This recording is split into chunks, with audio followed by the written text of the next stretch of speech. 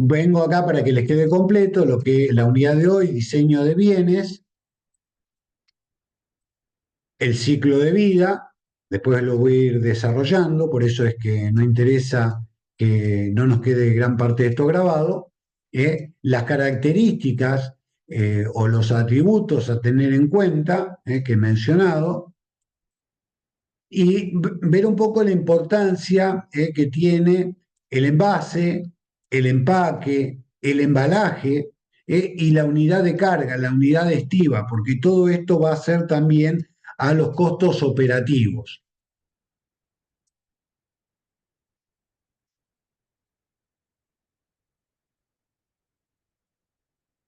Bien, eh, deshabilité la sala de espera para que no se interrumpa. Entonces, ¿qué es lo que vamos a tratar? ¿Qué es lo que se trata de buscar en el mundo de hoy en día? Se trata de desarrollar un producto con un diseño que busque satisfacer las necesidades de todas las partes involucradas, tanto de quien lo consume como quien lo produce. O sea, un producto que sea sostenible, que sea sustentable en el tiempo. Esto también conocido como DFX o diseño para la función X, es decir, diseño por factores. Entonces, ¿qué quiere decir esto de los diseños por factores? Son los distintos aspectos o factores, valga la redundancia, que vamos a tener en cuenta. O sea, esto va a implicar que podamos tener un diseño para la excelencia, donde vamos a tener que contemplar el diseño propiamente dicho del embalaje, que ese diseño sea amigable con el medio ambiente, teniendo en cuenta no solamente que el diseño para un mercado local, sino también para un mercado externo, un mercado internacional. Que ese diseño eh, sea compatible, acá dice diseño para la manufactura, es decir, lo que nos quiere dejar de ver eso, es decir, que el diseño sea pensado para que sea fácil o posible de poder producir de acuerdo al tipo de activo productivo que tengo. O sea, reconocer cuál es mi realidad, qué tipo de procesos tengo. Que sea un producto funcional, un producto que se pruebe, que se hagan todas las pruebas, que pueda contemplar los niveles de servicio que se busca y del punto de vista logístico es importante la almacenabilidad, el transporte y que sea almacenable, que sea fácilmente almacenable. Tener en cuenta esos aspectos.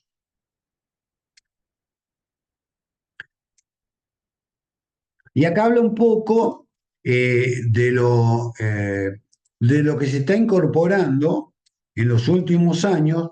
No solamente se está incorporando esto de pensar en la parte ecológica, lo que se conoce como ecodiseño, es decir, incorporación de aspectos medioambientales, cómo va a afectar el producto al medio ambiente.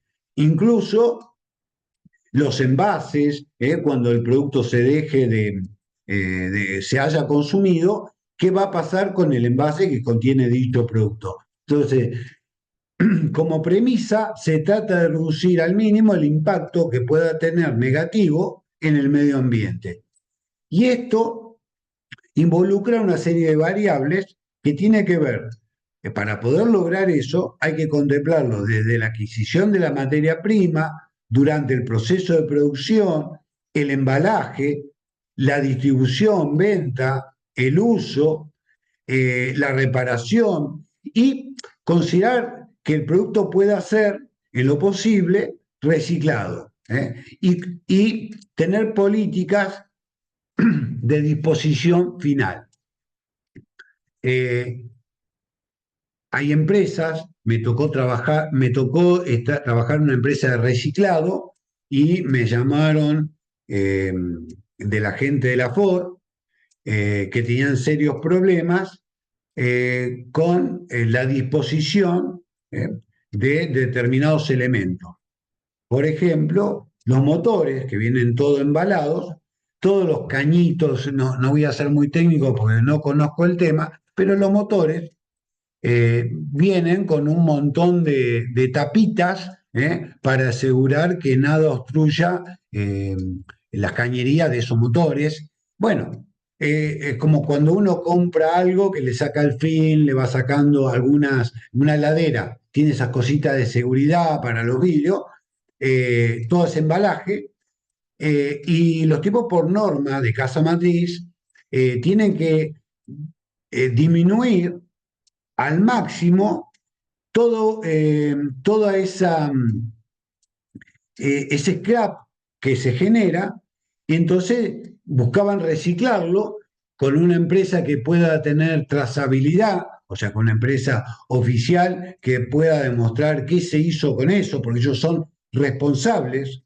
Si yo, empresa de reciclado, lo tomo y lo termino disponiendo en el cinturón ecológico, no, Ford sigue teniendo en cuenta si un producto de eso contamina.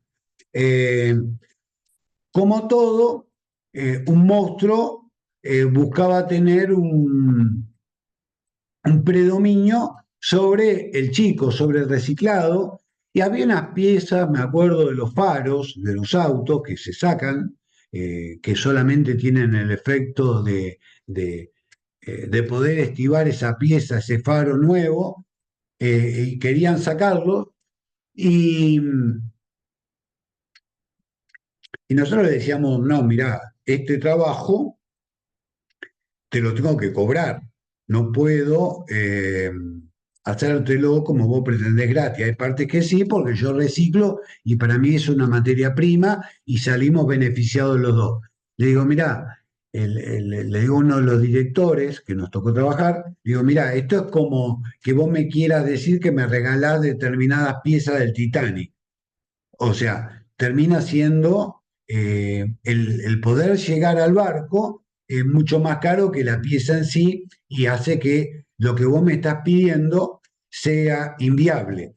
Es tal así la política de Ford, eh, que yo estoy hablando de esto hace un par de años, que por ejemplo ellos compran las pinturas para sus autos y le dicen a sus proveedores, vos tenés que venir y hacerte cargo de todos los baldes, los recipientes plásticos en el cual vos me entregás la pintura. Porque es tu problema dónde poner la pintura. Yo te compro pintura, no te compro baldes, ¿no?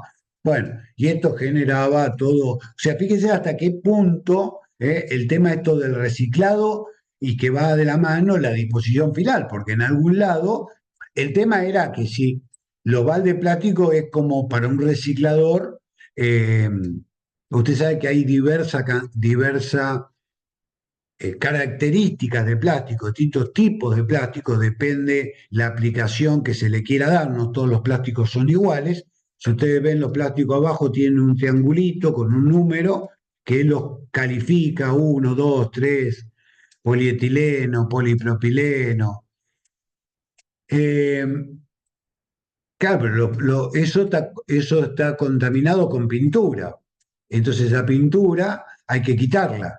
Ni se puede tirar el cinturón ecológico, ni el reciclador normal podía disponer de eso porque tiene que lavar esos tachos, eso genera contaminación y no hay un proceso de esos residuos que genera que una empresa pyme pueda tener para poder lavar eso. Entonces era inviable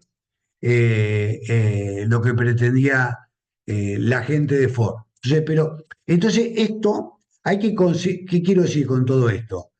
Que cuando uno diseña el producto, como dije, vamos a dejarlo del servicio para después, que yo le digo, cuando hablamos de, de servicio, vamos a hablar de la generación de un servicio y el sistema que utilizamos para suministrar el mismo.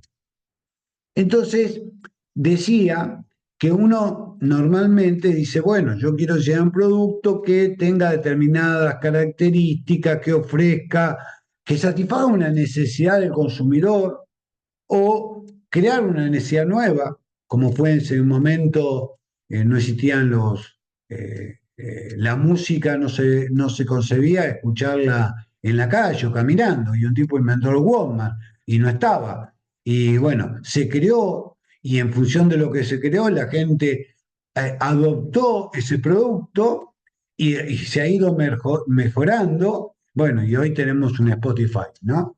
Eh, entonces, eso tiene que ser pensado desde el inicio, ¿eh? Entonces, ahora, ¿qué estoy diciendo? Que en el mundo de hoy es importante, ¿eh? Que hace 10 años atrás no se pensaba que era la parte del ecodiseño.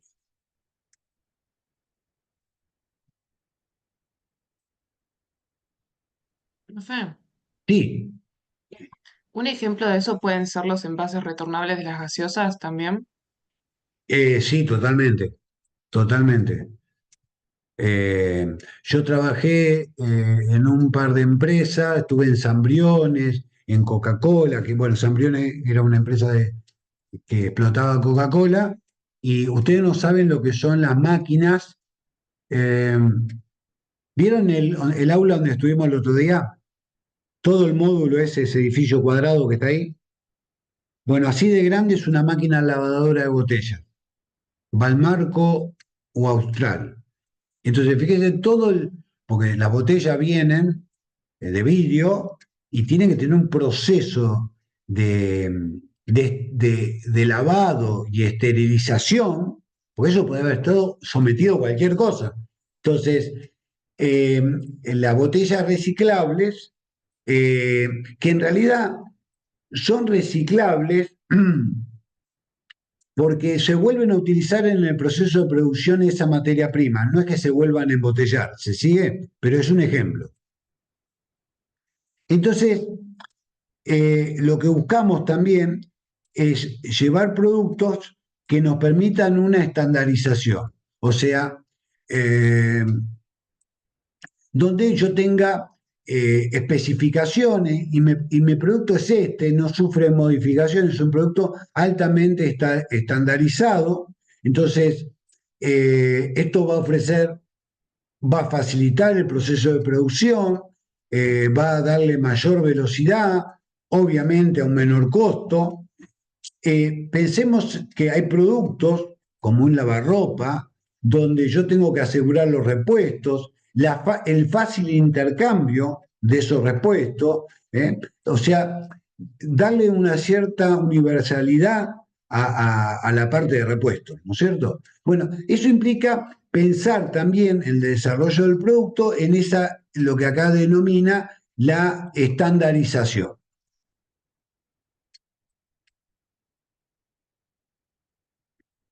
Después hay una filosofía que la vamos a ver cuando veamos un poco de calidad total, o creo que ustedes lo tienen como una unidad, eh, TQC, calidad total, y TQM, mantenimiento aplicando calidad total, pero Pocahontas es una filosofía que dice desarrollemos eh, para crear nuestros productos procesos a pruebas de errores, donde yo no tenga dudas de cómo tengo que insertar.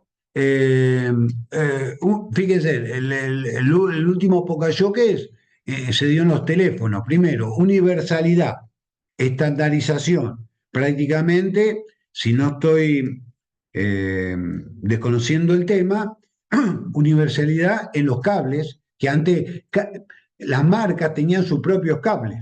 ¿Se acuerdan ustedes de eso?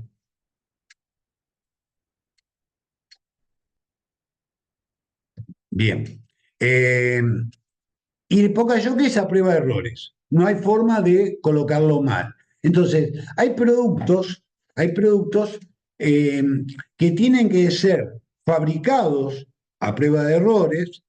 ¿Sí? Entonces acá el autor nos habla de señales, de alerta, timbres, utilización de sistemas distintivos. Yo tuve en una empresa que hacía distribución de alimentos balanceados, incorporé, sin saber en ese momento que estaba incorporando Pocayoke, pero cuando le mandábamos alimento a las granjas y uno cargaba el código del alimento, que yo, 130, 240, 721, muchas veces le mandábamos, porque estábamos despachando 1.200 toneladas de alimento por día.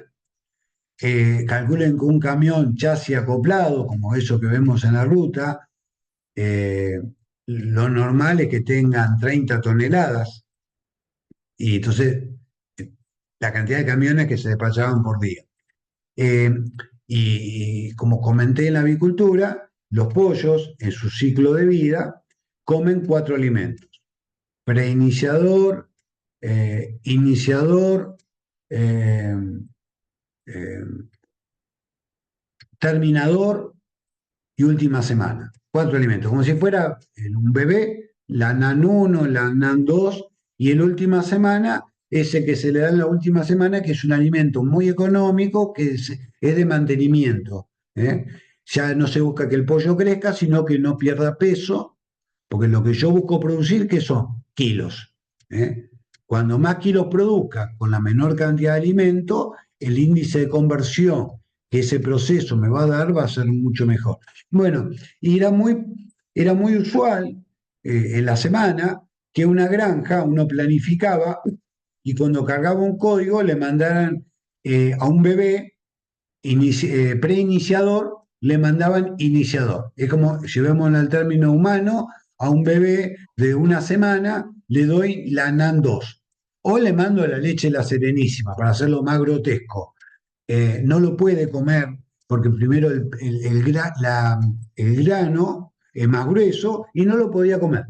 Y siendo que aparte no tiene ese, como en un bebé, en las primeras semanas, el potencial de esa leche, ojalá que uno podría tener la leche de la madre, que es lo ideal.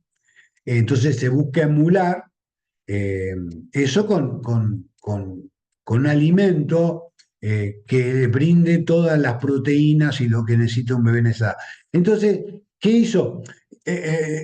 Traer integrar la base de datos donde nacían los bebés y que el sistema llevara la edad de bebé y una tabla que decía de 1 a 7 días debe comer preiniciador. Entonces, si yo le cargaba otro alimento y el animal tenía 8 días, porque llevaba, digamos, llevaba esa antigüedad el sistema. Hoy es muy simple de pensar, pero integrar todo esto, eh, me decía, alimento incorrecto, ¿usted está seguro?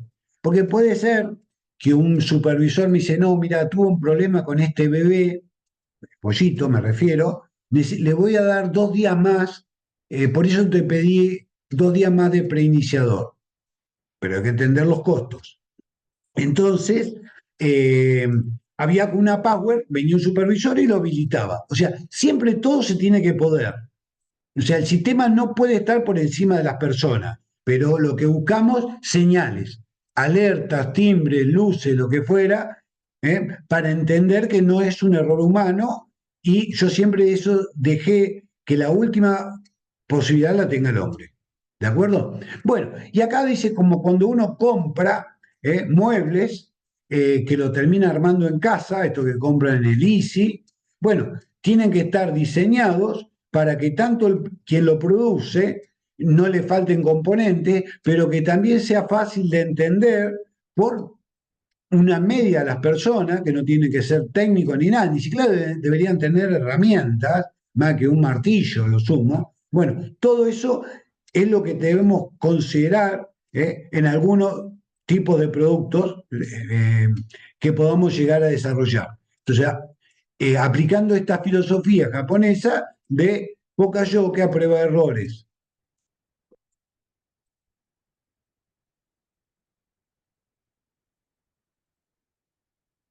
El análisis y la ingeniería de valor. Lo voy a leer: método organizado, creativo, sistemático, multidisciplinario, o sea, interviene en distintas ramas del conocimiento que buscan reducción de costo sin que afectar los atributos del producto, o sea, sin afectar la funcionalidad. Eso es lo que busca el análisis de valor, considerando desde la fase de diseño hasta la obtención del producto.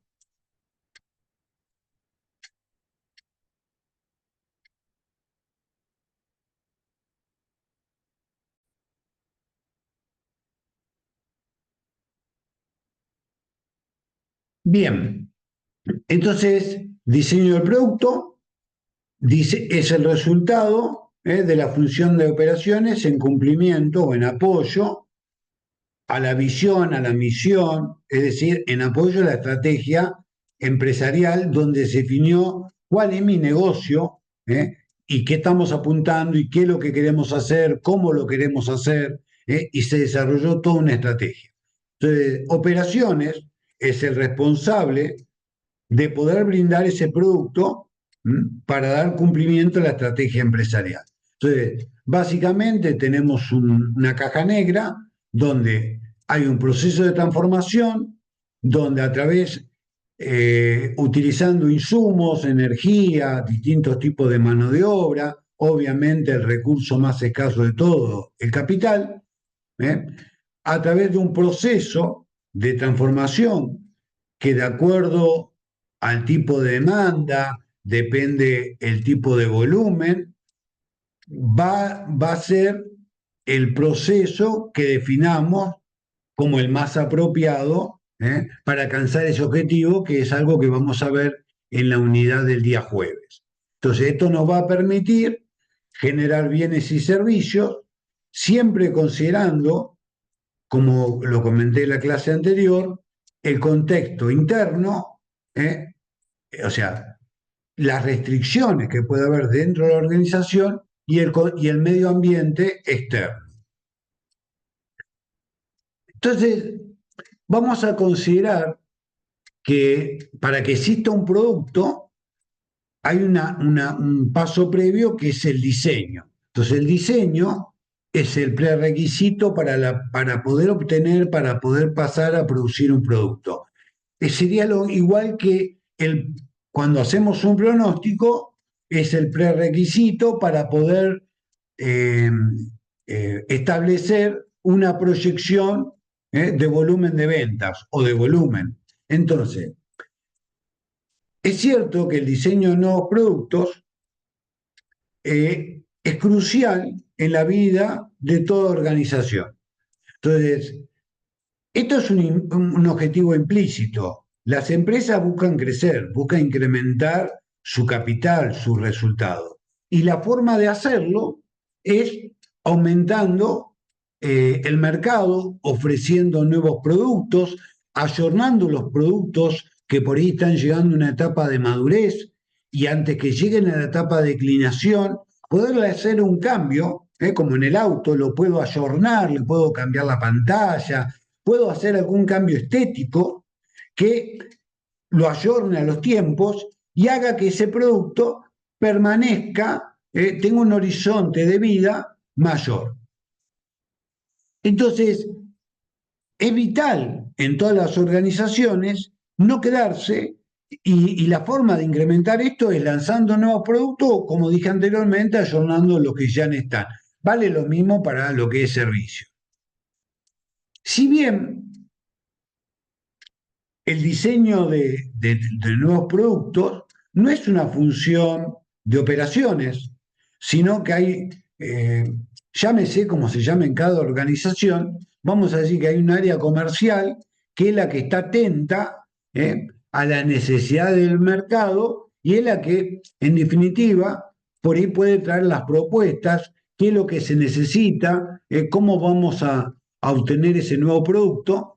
Entonces va a ser el área comercial el que comience a definir el producto, comience a darle partida a un proceso para llevar a cabo ese producto. Me pasó a trabajar en Coto, me pasó eh, con, bueno, con un montón de productos, muchísimos, nuevos productos, en el cual participé de forma eh, muy de lleno, porque era el responsable de toda la logística de los productos, milanesas congeladas, eh, y me dicen, Adrián, este es el producto, me lo muestran, el área comercial, el packaging. Fíjate, quiero que nos proyecte costos y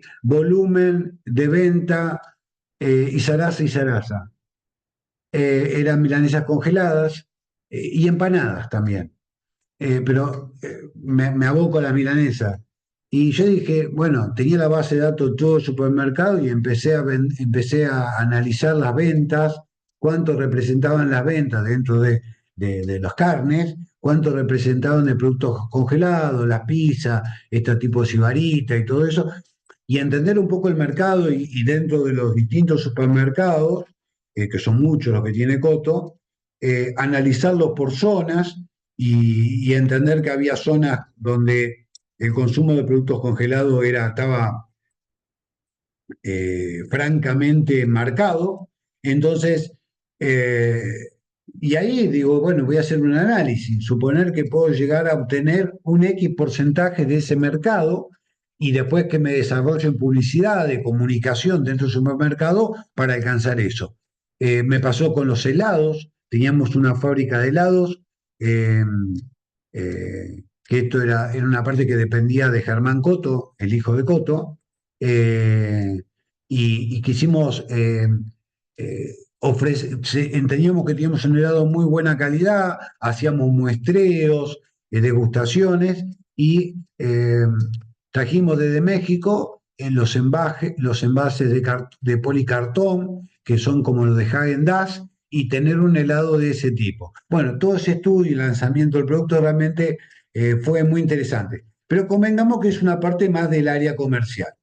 Eh, Ahora, obviamente, eh, como dije anteriormente en los slides, el desarrollo de nuevos productos, si bien la responsabilidad o el puntapié lo pone el área comercial o el área de marketing, el área comercial, debe ser con la intervención, en este caso la parte de logística, de distintos sectores, de quién lo va a producir, para eh, eh, también ser un freno a veces a las ideas comerciales que se salen del enfoque práctico y de lo que realmente podemos hacer de manera competitiva. O sea, yo tengo una capacidad, tengo un tipo de activo productivo que me permite por ahí tener un producto con altos volúmenes, pero no me pidas por ahí una excelencia en calidad porque va en detrimento del volumen. Entonces, obviamente todo esto debe ser consensuado con las distintas áreas que pueden participar. Eh, Acá lo que dice, debemos integrar el diseño de nuevos productos con la parte específicamente de operaciones. Es decir, cuando hablo de operaciones, analizar qué tipo de proceso tenemos, cómo va a afectar la capacidad, cómo va a afectar los niveles de inventario. Piensen que puede ser un producto nuevo, como el caso de los helados, eh, cuál es el lifetime de los envases de polipapel, cuánto puedo traer, cuánto debo tener estoqueado, o sea, más allá de, por ejemplo, nosotros compramos hasta ese momento en la creo que era la Serenísima, el helado se, la mayoría de los helados se hacen con leche en polvo. Los de muy buena calidad, los de muy buena calidad, se hacen con leche fluida, la que consumimos en casa, con leche líquida. Eh, lo cual no es fácil, porque leche de bolsa en polvo, uno como materia prima puede comprar bolsas, es menos perecedero. Eh, Ahora, leche fluida, eh, nosotros compramos, digamos, los envases de litro, los envases de H de litro. Y en un proceso, claro, cuando eh, nuestra producción era más artesanal, volcábamos 50, hacíamos batch de 50 litros. Bueno, son 50 batch, no, 50 sachets no era complicado. Eh, Cuando comenzamos a crecer, porque el negocio fue muy rentable, porque Coto tenía eso, te daba una máquina vieja atado con alambre y salí. Ahora, si después era rentable, te decía, ¿cuánto necesitas invertir en mejorar el proceso? Y te daba lo mejor de la tecnología. El problema que nos encontramos fue con la leche, que necesitábamos que por lo menos nos envasaran en envase de 5 litros y no el sachet comercial. Me acuerdo que íbamos al supermercado a buscar los sachets eh, y que nos vendan un chasis de leche era muchísimo en ese momento para el proceso. Bueno, encontrar eso. Fíjense que son un montón de aspectos que no hay que dejarlo para el futuro. ¿Qué fuerza de trabajo? ¿Cómo voy a controlar la calidad de ese producto durante el proceso? O sea, la calidad implica analizar si lo voy a hacer, analizar mis insumos, mis materias primas, analizar durante el proceso y analizar el producto cuando lo obtengo, etcétera, etcétera, etcétera.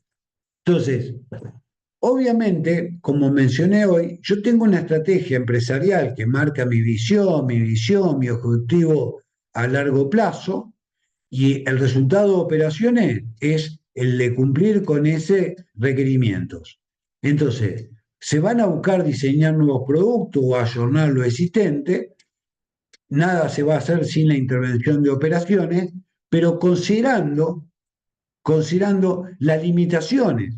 O sea, debemos ser lógicos y considerar para qué tenemos ventajas y para lo que tenemos determinadas desventajas. Entonces eso va a hacer que el producto sea mucho más flexible y de última, un producto que cumpla con su objetivo, que es que satisfaga la necesidad del cliente.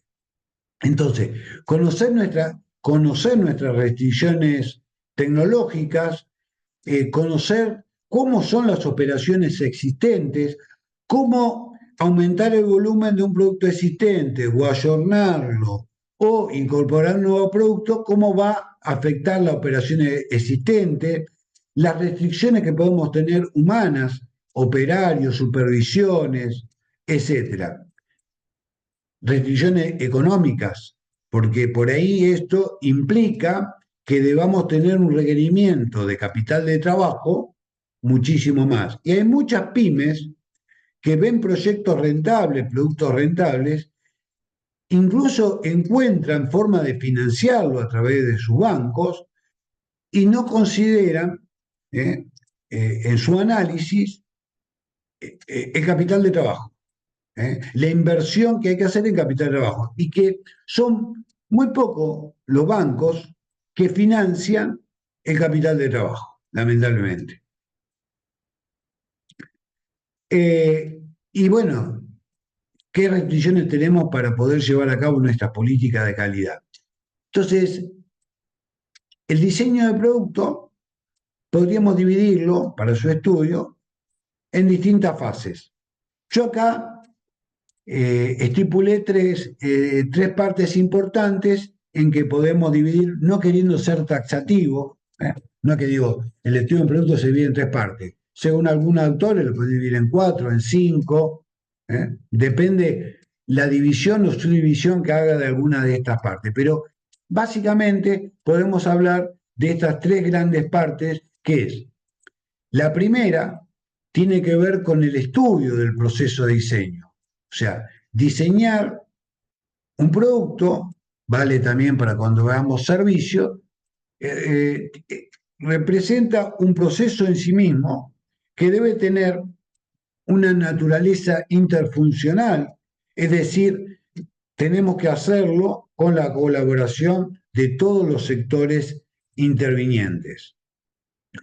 La segunda parte que vamos a analizar es la relación que hay entre el producto y el proceso. Es decir, acá un poco lo que vimos en el segundo slide, la relación que hay entre el ciclo de vida del producto y el ciclo de vida del proceso. Y la última parte es estudiar la variedad de productos, cuántos productos deberíamos tener, cuánto es suficiente. O sea, si me adelanto un cachito, digo, bueno, para producción lo ideal es tener un solo producto. Prendo la máquina, o digamos, imagínense que estamos en una fábrica de pasta y hacer distintos tipos de pasta. No es lo mismo que digo, bueno, yo hago ravioles, no me pidas gnocchi, no me pidas nada. Entonces, pero sabemos que si me pongo una fábrica de pasta y hago solamente ravioles, voy a estar perdiendo, por más que yo sea el mejor, ¿eh? Voy a estar perdiendo una parte importante del mercado, porque por ahí me hice la fama con los ravioles y como las empresas buscan crecer y la gente me acepta y dice qué bueno que son, le voy a llevar los fideos, le voy a llevar los gnocchi, porque esta empresa son muy buenos, trabajan con muy buena calidad. Entonces, por último, la primera parte, el proceso. Analizar la segunda, la relación entre el ciclo de vida, entre el producto y el proceso. Y la tercera, la variedad de productos.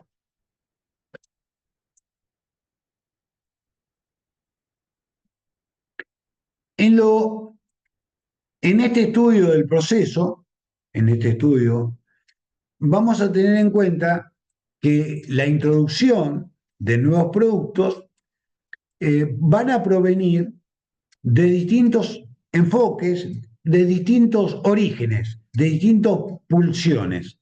Entonces acá el autor habla de impulsos. Puede provenir del impulso del mercado, donde el mercado me está indicando qué es lo que necesita y entonces yo en función de lo que detecto que necesita el mercado, que el impulso viene desde el mercado, voy a tratar de desarrollar un producto.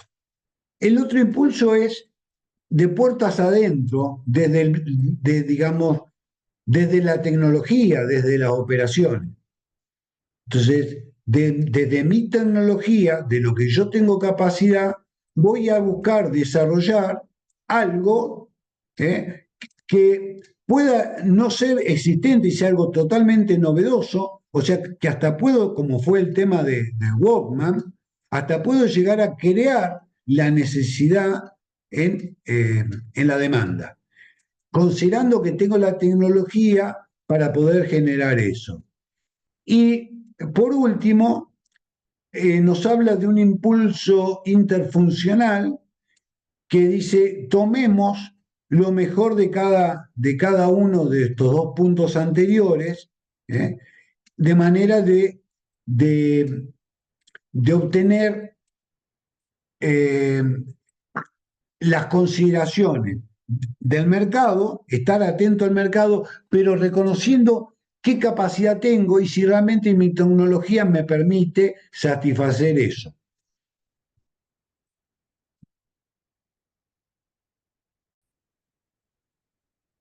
Vamos a continuar con la clase. Entonces, había comentado de dónde surge digamos, el enfoque para desarrollar nuevos productos. Vamos a decir algo con respecto al primero, el impulso del mercado. Este es un enfoque desde el cliente hacia las operaciones. O sea, acá la premisa, es decir, considerando y estando atentos a cuál es la necesidad del consumidor. Por eso acá la premisa es, y la remarco, es si se puede vender, lo produzco. Si hay mercado, hagámoslo. Este enfoque da como prioridad sobre todo al mercado y da muy poca importancia a la consideración de la tecnología y al proceso de las operaciones, como que lo pone en un segundo término. Convengamos que en las organizaciones depende el contexto que estemos atravesando, en distintos contextos económicos, hay distintas vedettes. En momentos de crisis, por ahí la vedette es la parte financiera, ver cómo afrontamos esta crisis. Bueno, a medida que el mercado va logrando una estabilidad, tenemos que ser competitivos, ya no puedo estar ganando solamente con la inflación y la especulación, tenemos que comenzar a ser competitivos desde todas las funciones de una organización. Fundamentalmente, la que es la esencia de una organización, el corazón de la organización, que es las operaciones. Entonces, digamos, no sería este el enfoque, acá hay un enfoque donde dice que prevalezca la parte comercial. El segundo, el impulso de la tecnología, es totalmente opuesto al anterior. Este enfoque apunta a que se debe vender lo que se puede hacer, o sea, que el nacimiento de nuevos productos debe estar supeditado a la tecnología. Por lo tanto, considera como una obligación de marketing, ustedes deben generar el mercado, crear el mercado, estimular el mercado para colocar estos productos que vamos a desarrollar, para los cuales tenemos una ventaja tecnológica, natural, o sea, nuestros procesos, nuestra operación nos indican que tenemos las condiciones para poder producir este bien. Entonces acá le está dando poca consideración al mercado. Entonces le dice, es de ustedes responsabilidad de marketing difundir, generar, crear el mercado para la introducción de estos productos. Entonces acá la premisa es vendo lo que produzco, como para resumir en muy breves palabras eh, la reseña de este enfoque.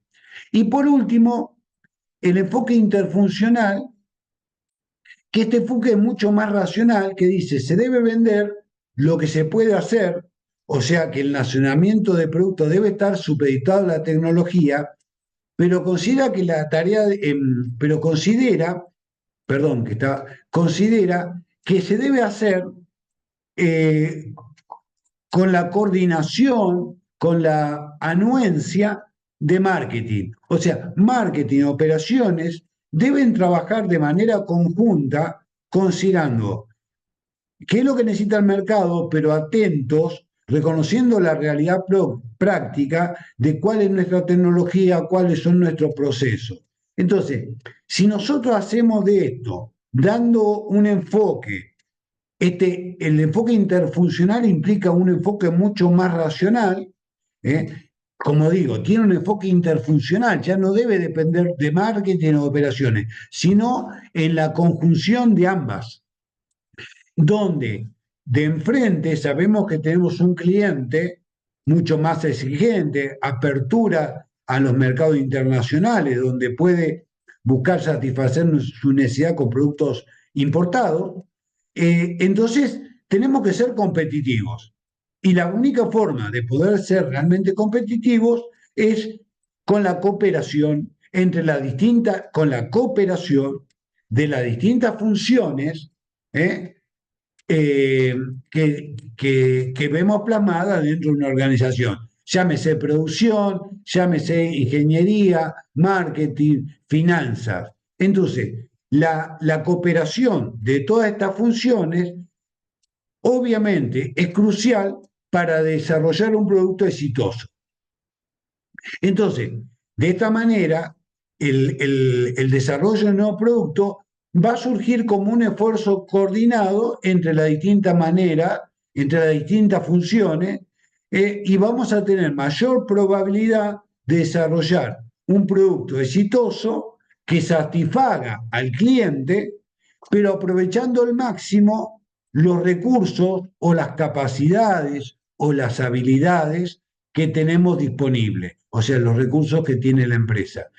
En los tiempos que estamos viviendo, donde estamos logrando una estabilidad y tenemos que empezar a tener un crecimiento económico, este sería el enfoque que las organizaciones deberían transitar. Nosotros podríamos establecer, yo puse punto A, de dónde proviene la idea, la estrategia, de dónde surge. Eh, Lógicamente que tiene que haber un plan, debe haber un esquema para poder desarrollar y analizar la introducción de nuevos productos. De manera genérica, hemos plasmado a través de una gráfica que no pretende ser única, sino simplemente a los aspectos ejemplificativos de cómo debería ser ese proceso para poder hacerlo de manera organizada. Entonces tenemos en la cabeza, cuando yo digo la empresa, digo los objetivos, el definir cuál es mi negocio, a partir del mercado, a partir de la tecnología, mercado y tecnología, enfoque interfuncional, con el aporte de ambas, estoy parado bajo esta premisa, la última que habíamos acá, vamos a generar ideas, vamos a generar ideas, esas ideas me van a permitir esbozar qué productos tenemos, o sea, seleccionar, me va a permitir generar alternativas y después yo voy a tener que seleccionar la alternativa que considere más conveniente. Entonces, esa selección de la idea debe cumplir o vamos a tener en cuenta que para cada alternativa, qué potencial de mercado tenemos. Vamos a analizar la factibilidad económica y o financiera también, porque puede ser factiblemente económicamente muy rentable, pero la empresa financieramente no poder afrontarlo, y ahí podemos tener que hacer un estudio de una evaluación financiera, cómo va a afectar endeudarme con capital de tercero, con distintas fuentes de financiamiento. Y considerar que esas alternativas, el nivel de compatibilidad que tiene con las operaciones, con la tecnología, con los procesos actuales. Entonces, esto nos va a llevar a que podamos generar un diseño preliminar del producto. Después pasaremos a la construcción, esto puede estar o no, depende del tipo de producto y depende del tipo de organización. Podemos tener, pues digo, este es un esquema general, el desarrollo de algún prototipo o generar un mercado de prueba, un mercado piloto donde yo pueda probar el efecto que el mismo tiene en el consumidor, a través de ese prototipo hacer pruebas y estas flechas que entran o salen de cada una de estas etapas que está en nuestra planificación, es que estas pruebas pueden alimentar al prototipo y a efectuar cambio al prototipo, o pueden llevar a que uno tenga que rever ese diseño preliminar, hasta que al final vamos a tener un diseño definitivo de un producto y vamos a pasar a la última etapa que va a ser la producción de este nuevo producto. Lo que yo puse acá con estas líneas intermitentes es lo que sería las operaciones. Entonces, diseño, lo que nos dice esto, que en una organización moderna, una organización con este enfoque interfuncional, el diseño, más cuando se trata de un producto nuevo, arranco de cero, yo debo, juntamente con el diseño preliminar del producto, debo debatir cuál va a ser el proceso, el cómo voy a obtener ese producto. Ese cómo, considerando distintos tipos de tecnología, definiendo costos, o sea, definiendo inversiones.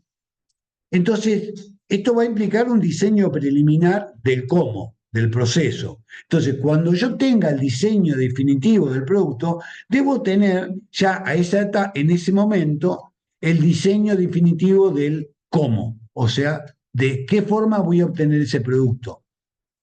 O sea, el diseño acá definitivo del proceso. Acá tenemos un esquema sacado de otra fuente, donde dice, bueno, uno va generando tanto de fuentes internas, externas, analizando el contexto interno, analizando el mercado, genera ideas. Este que habla del enfoque, del empuje, push o pull, de este empuje.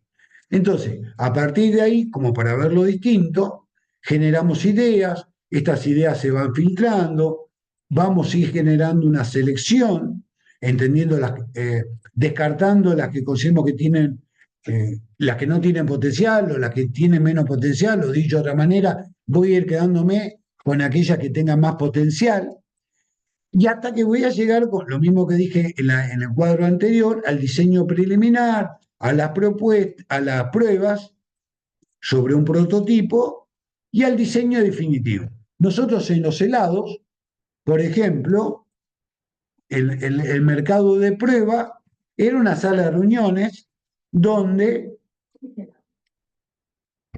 me decían, comíamos helado, sí, comíamos mucho helado, la verdad que sí. Era, digamos, había todo un tema de placer aparte de eso, ¿no?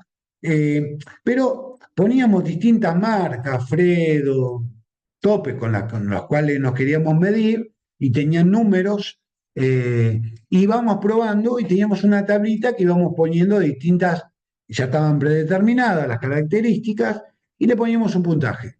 Ahora voy a hablar un poquito de eso. Sin saber qué lado era el uno, cuál era el 2, el 3 o el 4. Normalmente hacíamos no más de 4 y dentro de eso uno era el nuestro.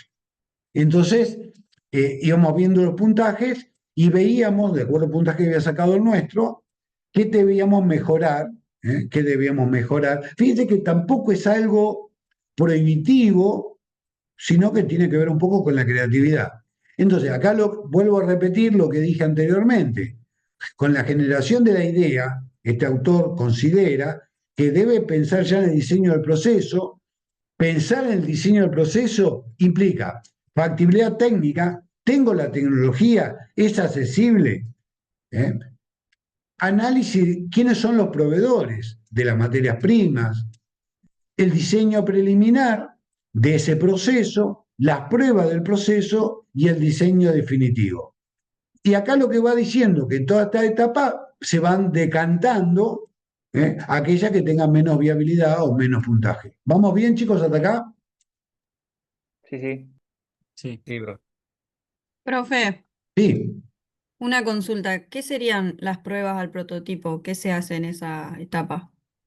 Eh, la que te comenté recién del helado, que nos juntábamos, poníamos números y probábamos los helados. No lo sacamos al mercado, íbamos puliendo cosas. Ujú.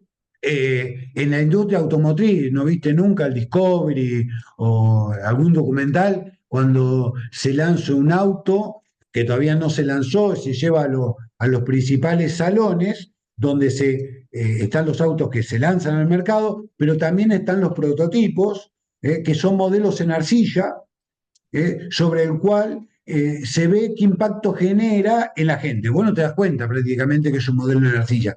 También estos modelos en aviónica, en embarcaciones, hoy se utiliza mucho la computación para simular esto, pero también a pesar que existan las computadoras y los algoritmos matemáticos, Fórmula 1, se desarrollan modelos eh, donde uno va probando en el túnel distintos comportamientos que tiene el auto y va haciendo ajustes.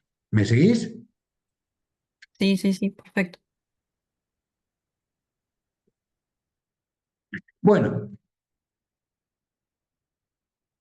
entonces acá dice un poco que el problema de este esquema interfuncional que habíamos hablado, que no hay dudas, este esquema interfuncional implica esto, producto y proceso, que lo vemos en este esquema y también lo vemos acá.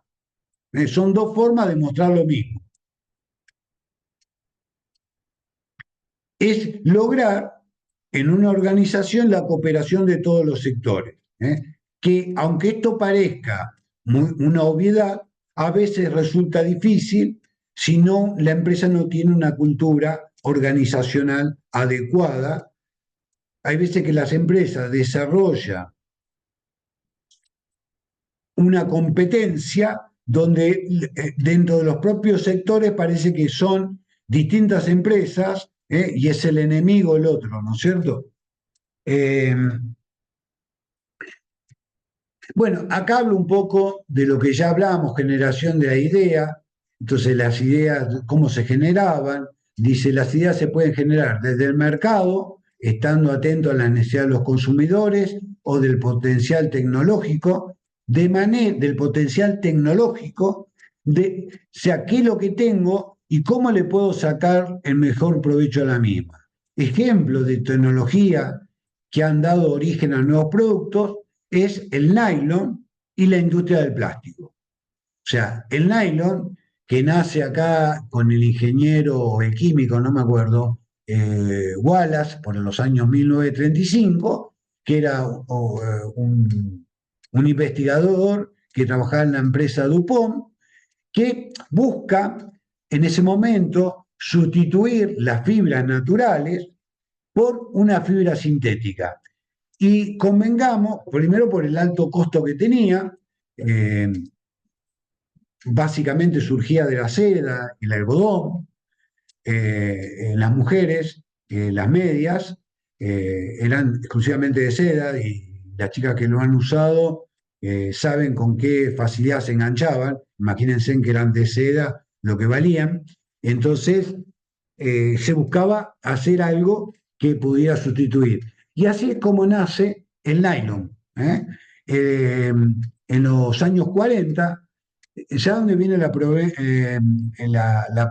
el origen de la palabra nylon? Todos saben que hay el nylon, ¿no? Sí, profe. ¿De dónde proviene la palabra nylon?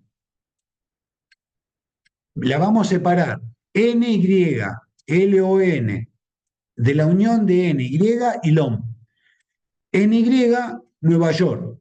LON, Londres. Porque este estudio y la introducción se llevó a cabo entre Nueva York y Londres. Entonces, ¿qué nombre le ponemos? Nylon.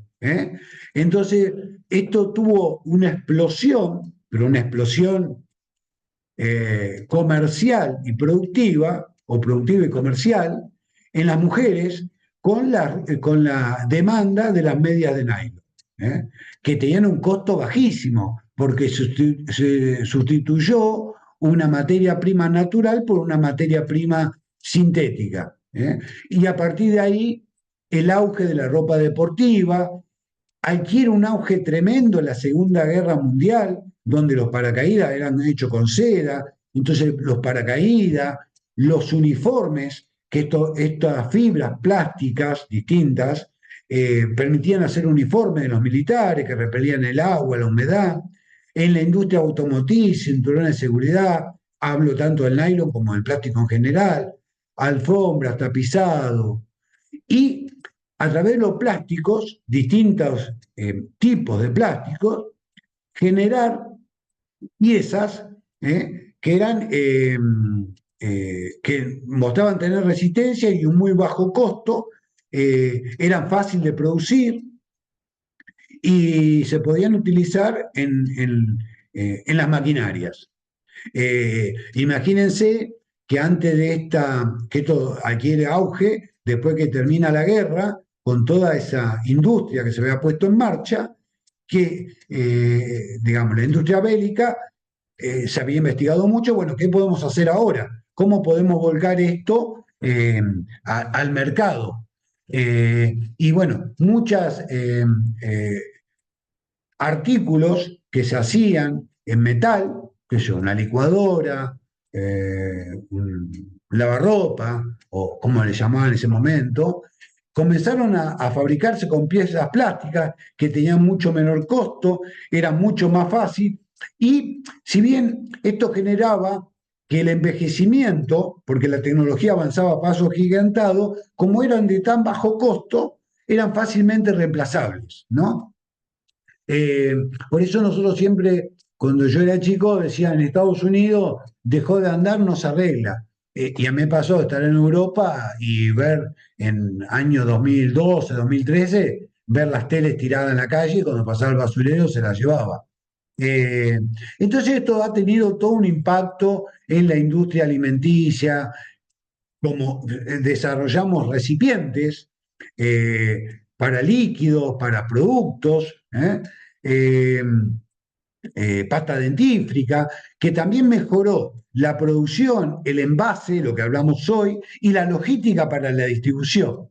Bueno, fíjense que nylon no se descubrió sino por casualidad, sino porque había una empresa que invirtió en investigación científica con un objetivo claro: transformar el conocimiento químico en un producto industrial de alto impacto.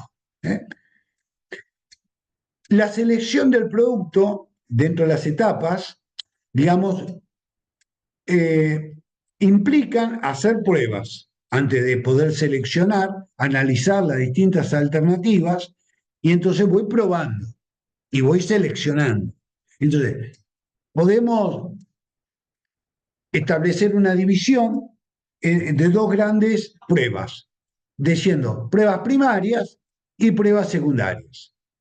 Entonces, la prueba primaria, es decir, esto tiene potencial de mercado, existe la tecnología, porque puede ser que yo quiera generar algo, no sé, viaje a Marte y todavía no hay algo que me permita llevar de manera económica y rentable pasajero a Marte. Acordémonos lo que pasó hace poquito con este submarino que quería ofrecer viajes para ir a ver a Titanic. Factibilidad económica, ¿es factible económicamente? Es un estudio.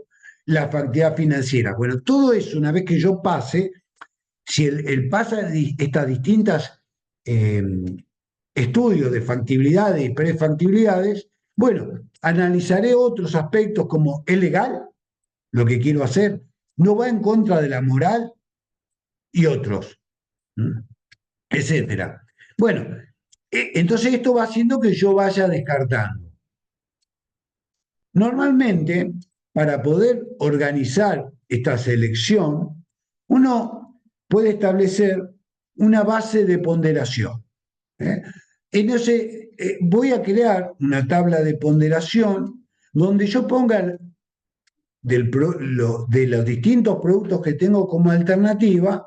Fíjense que los atributos: color, precio, costo, volumen, riesgo tecnológico, etcétera. O sea, los atributos que estemos analizando, que son variables críticas en cuanto a nuestro producto. Con el helado, yo podía decir, teníamos una tabla de ponderación donde establecíamos producto, el envase, si me atrae, no me atrae, el color, eh, el sabor, la cremosidad, no sé, no me acuerdo, chicos, porque esto es una parva de años.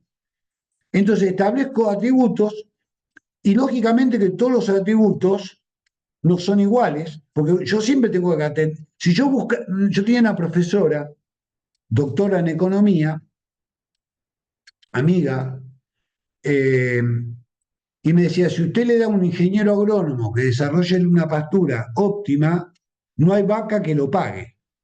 Entonces siempre hay que buscar la rentabilidad en todo esto. Entonces, si yo quiero cumplir con todo esto, no va a haber helado, no va a haber producto que satisfaga el objetivo primordial de una empresa, que es ganar plata. Entonces, le voy a establecer, de acuerdo al tipo de producto, de acuerdo al tipo de mercado, digamos algo subjetivo. Vamos a discutir el peso que esto tiene dentro del producto. Puede ser que determinado producto, el precio o el costo sea una de las variables más importantes. Y entonces le vamos a dar un peso específico. Y después le vamos a poner un puntaje por lo distinto que estamos analizando, y cada uno va a poner un puntaje. Entonces vamos a multiplicar el peso específico, vamos a hacer una ponderación, peso específico por el puntaje, no sé. Yo digo que el precio, para mí, ya está consensuado, esa tabla, tiene una participación del 50%. Le puse 10, obtuvo el máximo puntaje ponderado, 5. Entonces voy a tener un puntaje ponderado y al final lo sumo. Puedo decir que todos los productos que no alcanzaron determinado puntaje ponderado es lo que acá mostramos gráficamente, como que se van descartando en esta etapa de la selección.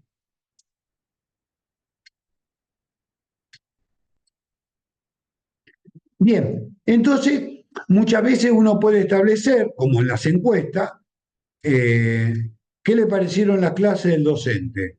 Clasifíquela de 1 a 5. donde 1 es malo, 2 regular, 3 bueno, 4 muy bueno y 5 excelente.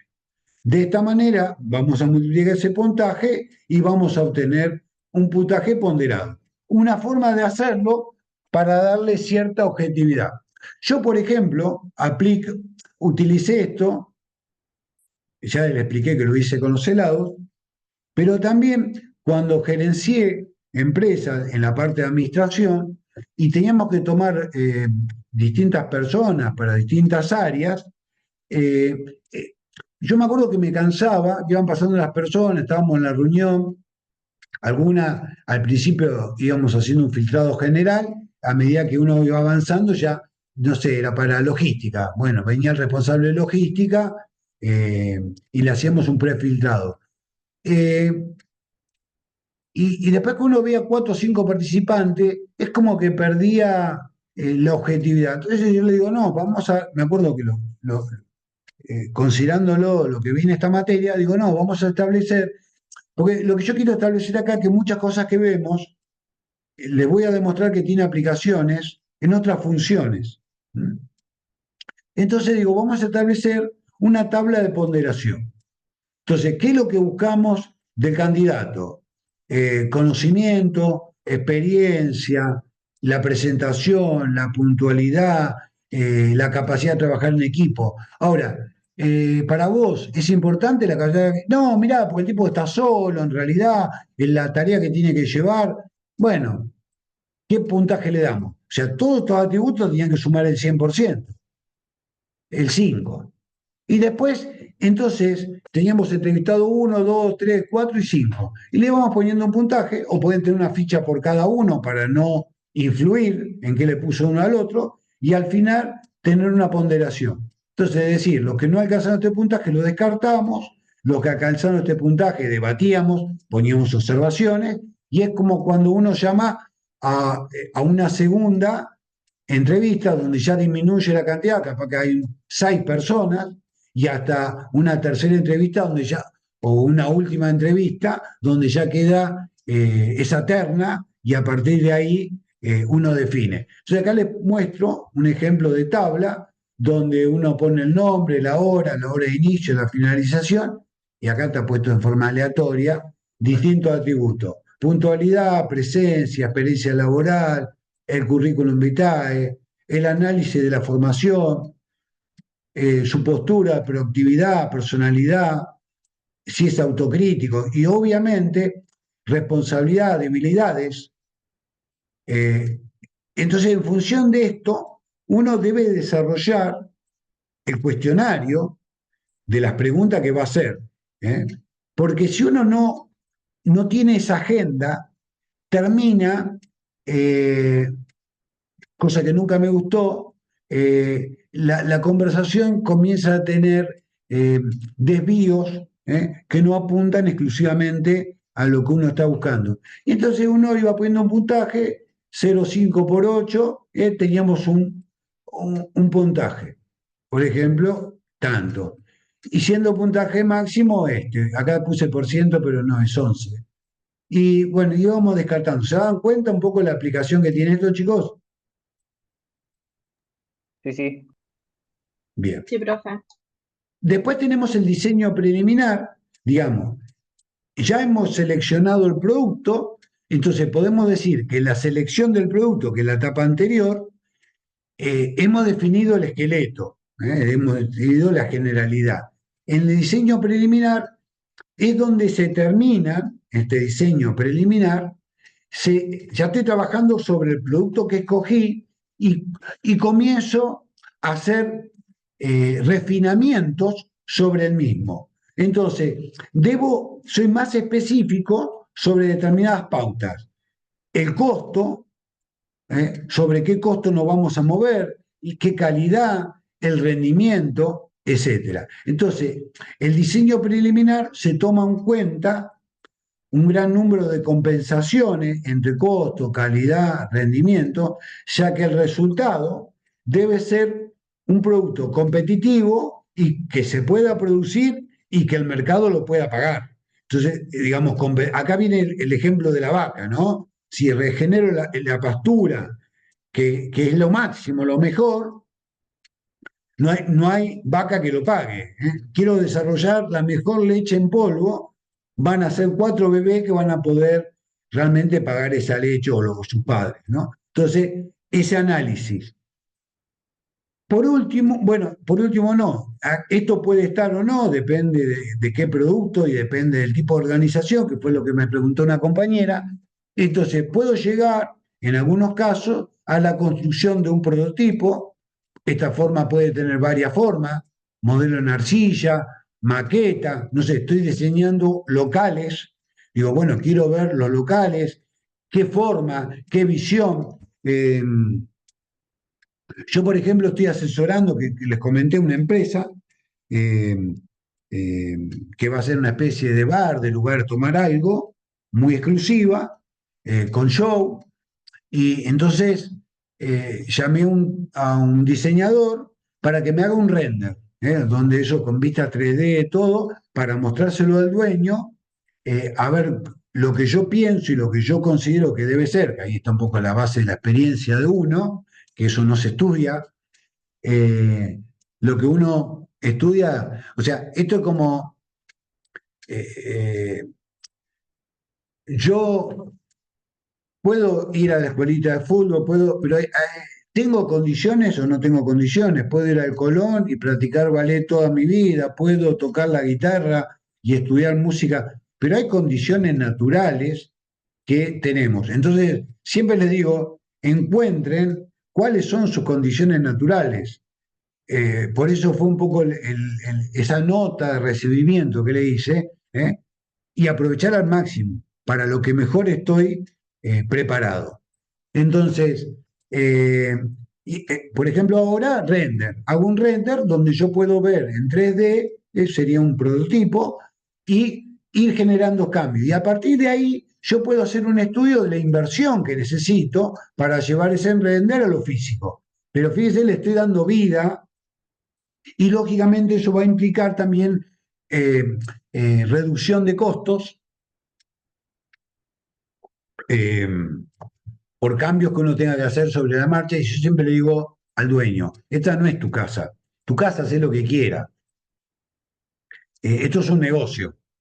Entonces, con buen gusto, diferenciándonos, pero muchas veces, si yo el baño le pongo bien diseñado, bien ayornado, le pongo una cerámica de segunda en la noche y todo eso, a veces el buen gusto sustituye.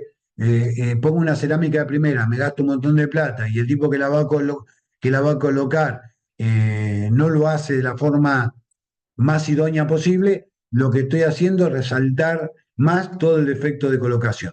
Entonces, por ejemplo, Ray Kroc, que era un vendedor, un hombre, no me acuerdo, por allá, por arriba de los 50 años, viajante, que si han visto la película Hambre de Poder con Michael Keaton, eh, este hombre era Ray Kroc, fíjense, arriba de los 50 años, no sé si no tenía 58 años, termina comiendo en McDonald's, y le llama la atención la forma en que se comía.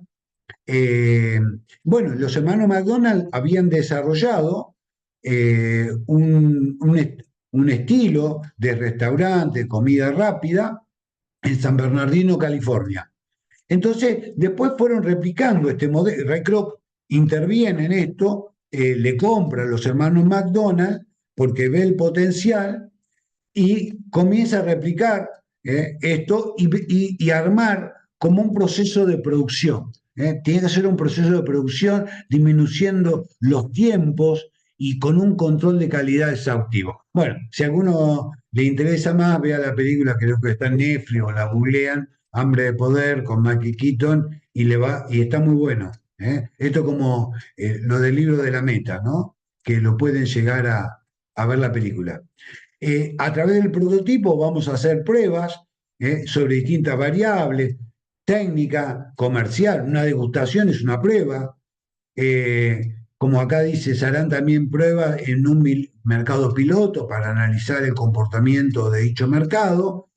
Y por último, vamos a llegar al diseño definitivo, donde estos prototipos van sufriendo ajustes hasta que tenemos el producto final. A pesar que ese producto final, cuando es llevado a la producción, a pesar que se vaya haciendo de manera simultánea la parte de la generación con la gente de operaciones, seguramente el producto se sigue ajustando en algunos aspectos al mercado. Pero este diseño definitivo del producto debe venir acompañado con una serie de información, no solamente cómo se tiene que hacer, con las especificaciones técnicas, sino con datos de cómo vamos a hacer los controles de calidad, dónde vamos a hacer los controles de calidad, si vamos a trabajar con muestras, cuál deben ser, definir, o sea, estoy produciendo, voy a tomar una muestra de cuánto es el tamaño de la muestra que voy a sacar. Todo eso no lo puedo dejar para después. Es parte de este diseño definitivo. Tiene que venir acompañado con cuáles van a ser las materias primas, cuáles son críticas. Después vamos a ver cómo clasificamos estas materias primas, que ahora, para no adelantarme, y no hace falta que me adelante, vamos a decir que hay críticas, otras menos, y otras que son intrascendentes.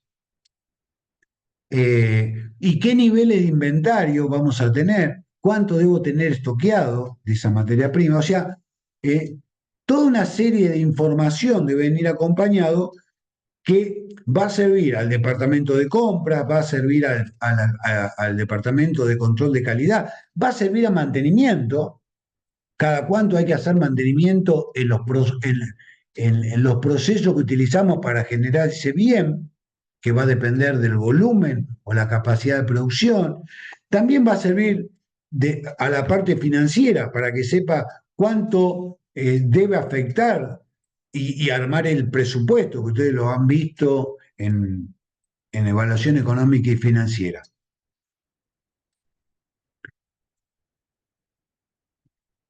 En esto, como el punto C, que analizo el desarrollo de un nuevo producto, vimos que al principio se generan un montón de ideas, pero y que deben pasar por distintas etapas, lo que podríamos considerar como un efecto embudo, y podríamos establecer un valor que no tiende a ser una cifra taxativa, pero podríamos decir que entre un 2 y un 5% de todas esas ideas que se generan suelen llegar a ser productos que tengan éxito en el mercado, o sea, que son aceptados en el mercado y permanecen en el mercado. Entonces, es decir, hay todo un efecto embudo, donde de todas las ideas son muy pocas. Por eso esto que me está diciendo me pone una alerta. Debo tener mucho grado de análisis y prestar mucha atención a todo lo que hablamos, para tener la oportunidad de que mi producto llegue a buen camino. Y en el mundo actual, en estos últimos años, hemos incorporado al diseño de nuevos productos una visión donde la gente cada vez más va tomando conciencia de lo problemático que son los desperdicios, los contaminantes. Inglaterra es un país que no sabe qué hacer con los desperdicios, porque es una isla y ya no saben dónde meter su desperdicio. Entonces, también como una estrategia de marketing, diría yo, que es incorporar el ecodiseño. Entonces, cuando hablamos de ecodiseño, que ya creo que lo había mencionado, es incorporar los aspectos del medio ambiente, del impacto del medio ambiente, del producto o de los envases donde se contenga un producto. Entonces, se trata, a través del ecodiseño, reducir el impacto medioambiental a su menor expresión posible. O sea, y ahí buscar productos que sean reciclables. Ustedes saben que el plástico genera, por ejemplo, que está un auge tremendo, pero es altamente contaminante, porque se necesitan miles y miles de años para su degradación. Entonces, productos que ya estén hechos, no como hizo Ford con los taponcitos o con esos faros, que era imposible, no rentable, poder reciclar eso. Entonces, esto involucra este ecodiseño, el análisis de la adquisición de la materia prima, la producción, acá ve el ensamble, la distribución, la venta, el embalaje, el envase, el embalaje que permita la estiba, el reciclado y la disposición final. Todos estos son aspectos que deben ser considerados, además de todo lo que vimos, lo dejé acá lo último porque como un aspecto más novedoso que se está imponiendo ahora. Entonces, en ese proceso filtrado tenemos ideas, diseño preliminar, diseño definitivo, nuevos productos. Se produce este embudo, donde solamente muy poquitas son las ideas que se transforman en un producto, como para dar una cuantificación no más, menos del 5%, entre el 2 y el 5%.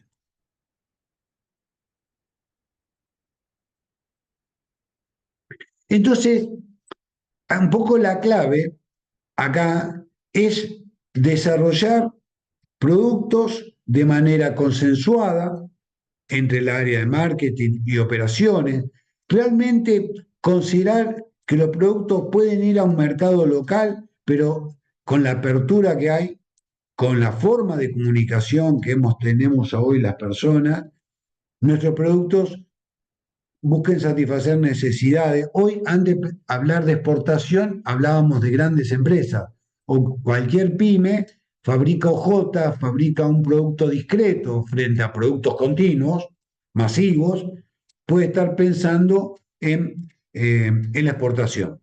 Y acá hay una figura que figura en el libro de Schroeder, a modo medio sarcástico, dice, ¿cómo lo propone el departamento comercial? El diseño de un columpio, la petición que se hace, cómo lo proyecta el diseñador, cómo lo produce la parte comercial, cómo lo tiene que usar el cliente, que a veces tiene que ajustarse, y lo que el cliente quería. Es decir, no quitar esa visión que a veces hay un libro que se llama Lo pequeño es hermoso, que no siempre tiene que ser, tenemos que utilizar todos nuestros recursos, toda nuestra tecnología para satisfacer una necesidad. Entonces, el libro se llama Lo pequeño es hermoso. Entonces, a veces interpretar lo que quiere el cliente. Entonces, el cliente quiere una soga con una goma para columpiarse. O sea, esto es un toque un poco sarcástico para decir, entendamos al cliente. Y a veces no necesitamos utilizar todos los recursos para satisfacer esas necesidades.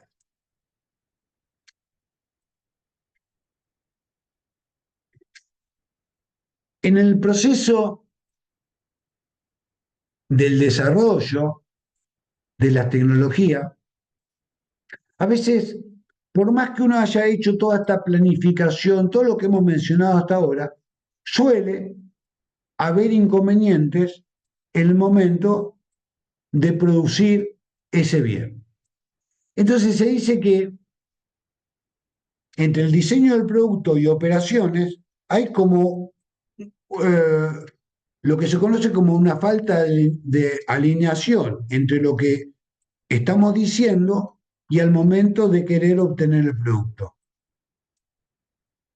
Esta falta de alineación normalmente se da por los siguientes motivos, que se conocen como la falta de infraestructura en operaciones. Esta falta de infraestructura en operaciones responde a distintas causas. Dentro de ellas podemos mencionar nuevas tecnologías que no se han probado o de la que no se tiene la suficiente experiencia y comprensión, la falta de capacidad en la fuerza de trabajo, o estoy estableciendo tres razones muy generales que de esto se podrían desprender muchísimas más. O no contar con los sistemas de control necesarios, que nos puedan ir advirtiendo esta falta de infraestructura. Entonces, el aprendizaje se debe dar en todas las funciones conforme, o sea, la introducción del nuevo producto es un proceso de aprendizaje, donde el aprendizaje termina siendo más importante que cualquier proceso de planeación.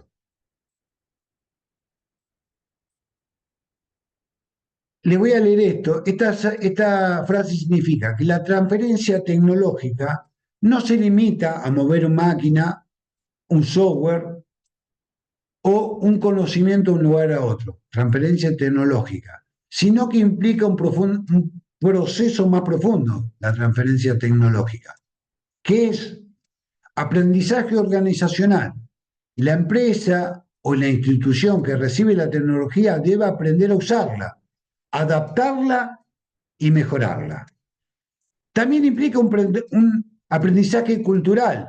A veces, en la incorporación de nuevas tecnologías implica cambiar rutinas.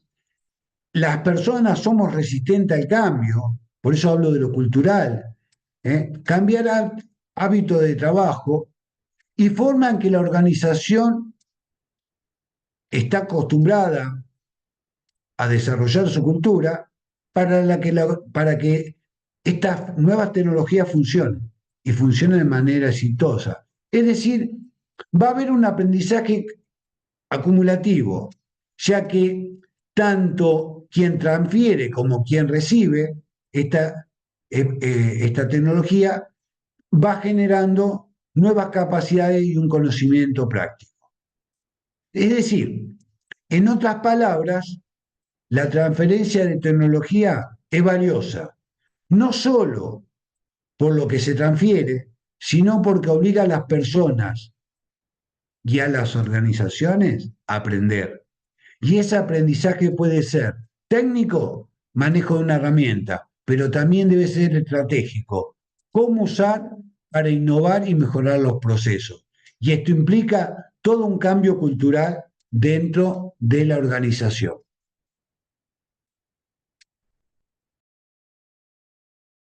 Bueno, vamos a continuar.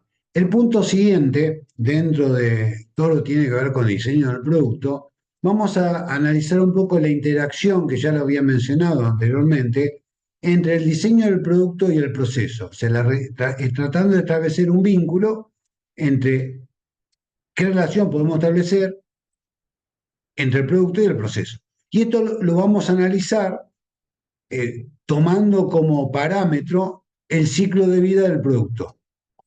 Entonces, sabemos bien que los productos obviamente tienen un ciclo de vida, una etapa de introducción, lanzamiento del producto, un crecimiento, hasta llegar a una etapa en los que llegan de madurez y a partir de ahí comenzar una declinación del producto. Muchas veces uno puede demorar o extender esa vida útil del producto aplicando lo que suele denominarse rediseño del producto. Lo que busca es demorar su caída en el mercado y seguir poder utilizando esos activos productivos, esa tecnología. Entonces, las etapas, nosotros vamos a separar en 3 etapas. Si bien hablamos que el ciclo de vida del producto tiene una introducción, un crecimiento, una madurez y un declive, nosotros vamos a analizar 3 etapas. Entonces vamos a decir que en la etapa 1, la etapa inicial de los productos o sea, la introducción, el lanzamiento del producto, ya esto no es la parte de cómo nace el producto, sino el producto lanzado ya al mercado. Ya hemos pasado por toda la etapa de selección. Entonces, en la etapa inicial del producto, se caracterizan por un cambio constante, ocasionado por la incertidumbre generada por el mercado y muchas veces por los avances que se puedan dar en la tecnología en el momento que estamos lanzando el producto. Entonces, el proceso en esta etapa se va a caracterizar por tener una naturaleza poco coordinada, poco volumen de producción, existen cuellos de botella, o sea, existen excesos de capacidad, ya que no hay un flujo estable en la obtención de ese producto. O sea, el producto, el proceso en esta etapa donde el producto se termina de ajustar al mercado, el costo que tiene es que el proceso sea ineficaz. Entonces, las decisiones en esta primera etapa, dentro de las operaciones, están orientadas hacia la flexibilidad, o sea, como que la flexibilidad, que el proceso se pueda ajustar y efectuar los cambios, para que el producto se ayorne al mercado, termine de encajar, podríamos decir que la flexibilidad es el objetivo del punto de vista de las operaciones en esta etapa. En la segunda etapa, a medida que el producto se va desarrollando, obviamente la competencia, el producto tiene que hacer frente a la competencia, esto se vuelve mucho más intensa, entonces quienes tienen la responsabilidad de administrar comienzan a tomar conciencia, a tener que respetar los costos, entonces la forma de hacerlo es con una, digamos, logrando que el proceso de producción, de operaciones, lo haga de forma eficiente. Es decir, y eso lo va a lograr con una mejor integración del flujo, con tareas más especializadas. Buscamos automatizar más el proceso para bajar el costo. Digamos, hay una estricta planeación y control de la producción. Entonces, esta etapa la podríamos describir como una etapa donde ya el producto no va a surgir cambios, por eso hablo de la estandarización del producto y del proceso, donde el proceso busca en lo posible una mayor automatización, reducción de costos de mano de obra para poder incrementar los volúmenes y bajar el costo. Entonces, la estandarización del producto y del proceso con una característica que busca una mayor automatización cada vez más destacada.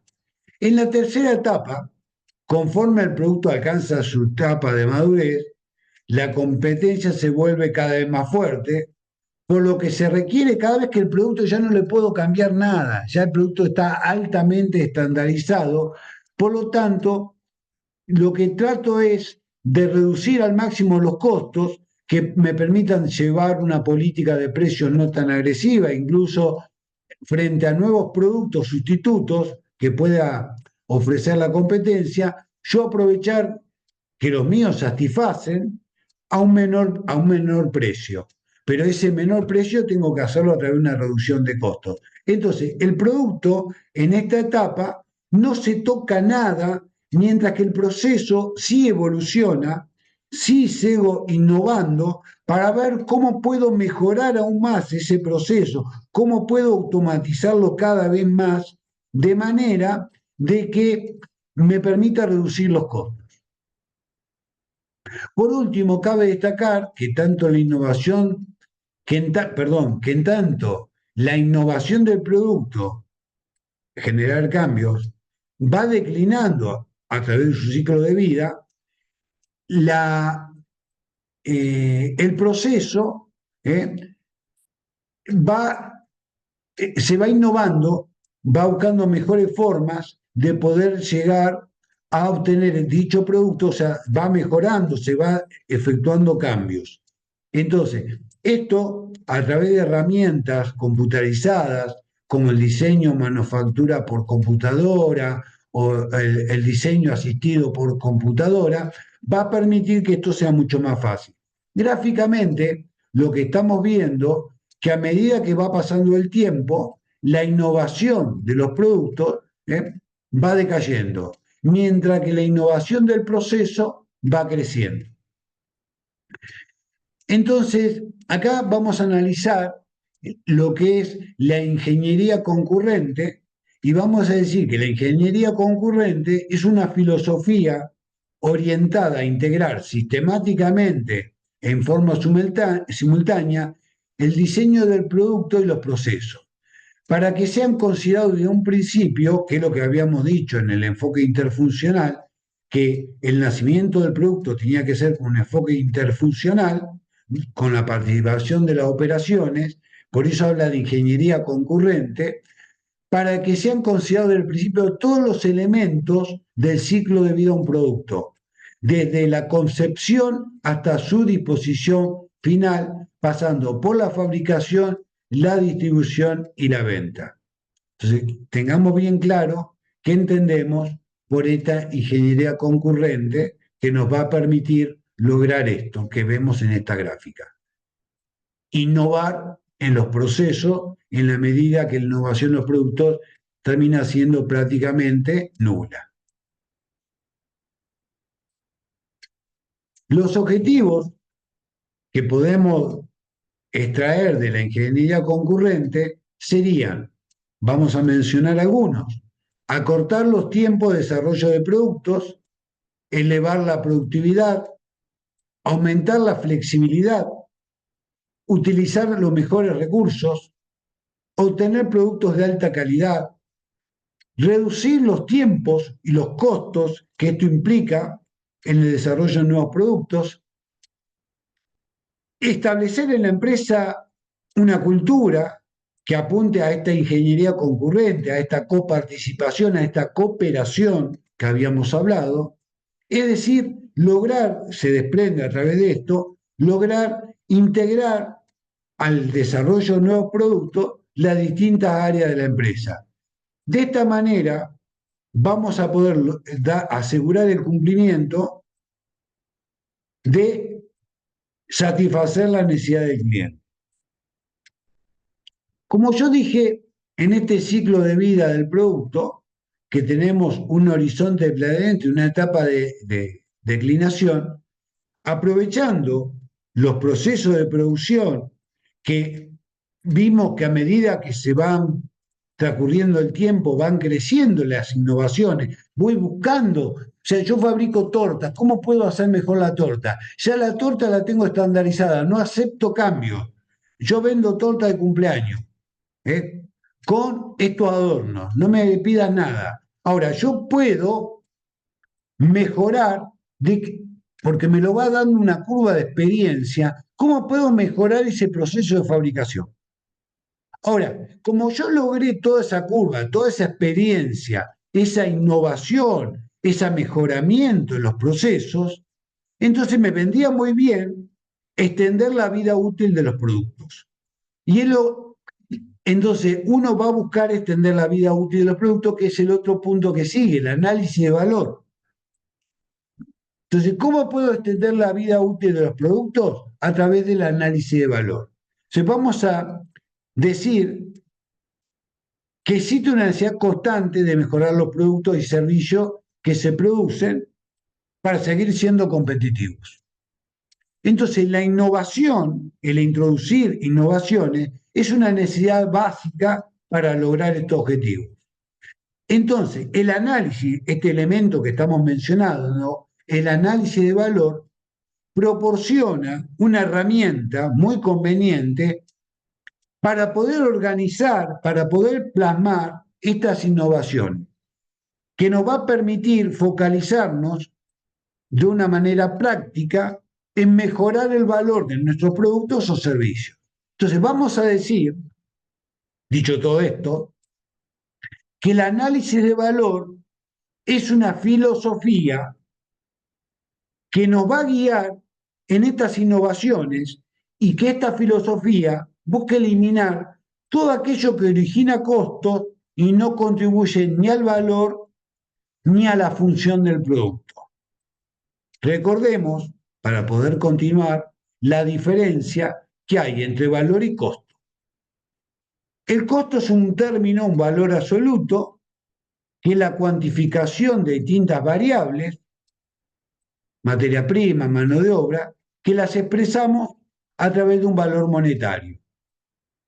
Entonces, el costo es una cuantificación monetaria que incluye mano de obra, materia prima, costos directos, indirectos, mientras que por el otro lado, El valor es la percepción que el cliente tiene sobre un producto, sobre un servicio, en relación a la utilidad del producto, en relación entre la utilidad del producto y su costo. Entonces, la utilidad, este concepto, la utilidad, incluye elementos como la calidad, la confiabilidad y el rendimiento. Entonces, si tenemos en cuenta que el cliente busca satisfacer sus necesidades, siempre va a buscar con el menor costo posible, por lo tanto yo puedo mejorar el valor de un producto, por un lado, incrementando su utilidad a igual costo o manteniendo la misma utilidad pero reduciendo el costo. Entonces, para poder lograr esto, es que vamos a utilizar esta función, esta filosofía del valor, y vamos a descomponer este análisis a través de tres componentes clave. O sea, yo puedo tener una silla que puede tener, no sé, patas de acero inoxidable, pero por ahí lo que percibe el cliente no le está dando más funcionalidad que si fueran galvanizadas, que igual no se oxidan, no sé, sillas que la usa para ir a pescar, pero yo pude mantener la misma funcionalidad con un menor costo. O manteniendo el costo de ese producto, aumento la funcionalidad que tiene. Yo siempre recuerdo el tema de la pasta dentífrica. A mí me gusta la Colgate, no sé qué, Colgate Total, que es una tapita grande, que queda parada, un plástico duro. Ni hablar las que venían antes con dosificador, que claro, fueron inviables a nivel costos, pero que eran muy funcionales, pero rompieron ese equilibrio. Entonces, ¿cómo puedo analizar esto? Y a través, primero, entender qué es el objetivo, o sea, visualizar el objetivo, la función básica y las funciones secundarias. El objetivo o el objetivo es el propósito porque existe un producto. O sea, tengo una pasta dentífrica, tengo una lata de tomate, es para que alguien pueda sacar el contenido de esa lata y satisfacer la necesidad. Tiene lata de pintura porque necesita la pintura para pintar sus unidades. Entonces, la función básica es aquella que si yo la eliminaría, se perdería el objetivo, que es que yo pueda acceder al producto, que yo pueda acceder a la pintura, que yo pueda acceder a la pasta dentífrica. Entonces, yo puedo acceder a eso a través de distintas funciones secundarias. Entonces, esas funciones secundarias son las que están para apoyar estas funciones básicas. ¿Cómo accedo al producto? Entonces, antiguamente, no, discúlpeme porque no me acuerdo esto, las latitas de paté venían con una llavecita pegada, que muchas veces se despegaban, que me permitía abrir la latita, con un abre fácil. O sea, la forma en que yo accedo al producto.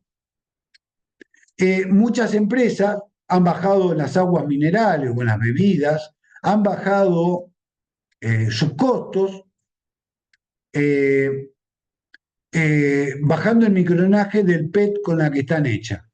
Ahora, cuando están infladas, las que son gasificadas, están bárbaras. Cuando uno las abre, muchas veces quiere servirse, se doblan. O sea, entonces hay que ver eso, hasta qué punto yo puedo esa reducción de costos sin perder esa percepción que tiene el cliente en cuanto al valor. No puedo perder eso. Entonces, podemos estar atentos en las innovaciones, cómo podemos mejorarlas a través del análisis de costo y valor y considerando las funciones secundarias. Entonces, lo que importa en el análisis de valor, obviamente, identificar estas funciones, las funciones básicas y las secundarias y ver de qué manera podemos modificar estas secundarias, disminuyendo el costo, como en el ejemplo del cambio de sistema de un envase, por otro menos costoso, pero siempre y cuando no se altere la función básica.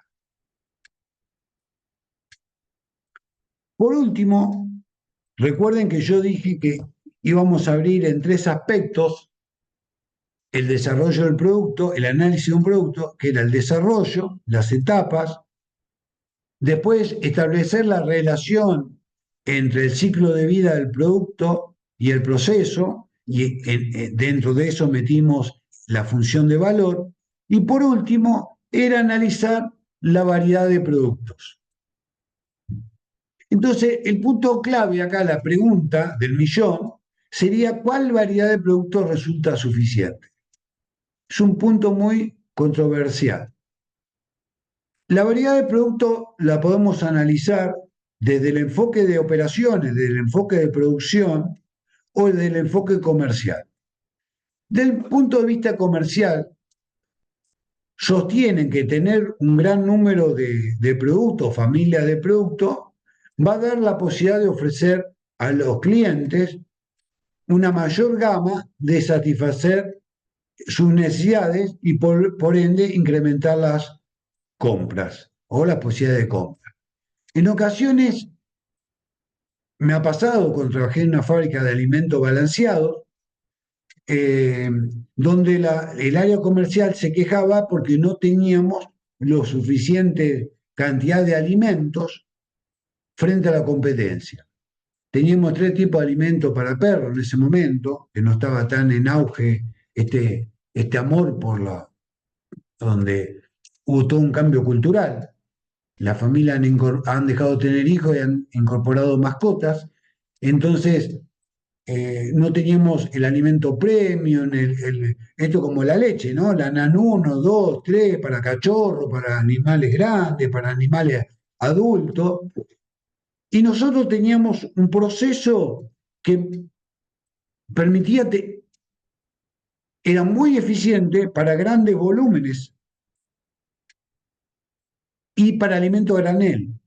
Y se nos complicaba cuando teníamos que primero desarrollar nuevos alimentos, donde teníamos cambios, porque eran volúmenes bajos, tenían que ser embolsados, pero equivalía a que había que limpiar todo el proceso de producción, porque los alimentos de un animal al otro son altamente contaminantes. Por ejemplo, un animal come por color, las aves. Si hay algún elemento que pueda contaminar y cambiar el color del alimento, va a ser que, por ejemplo, en las aves ponedoras, la gallina, por ahí, por no comer el alimento necesario, baje la postura o baje la producción de huevos. Entonces, todo esto es todo un aspecto que hay que tenerlo en cuenta. Obviamente, tener una alta variedad de productos implica también que la publicidad tiene que ser más general. Imaginémonos televisores.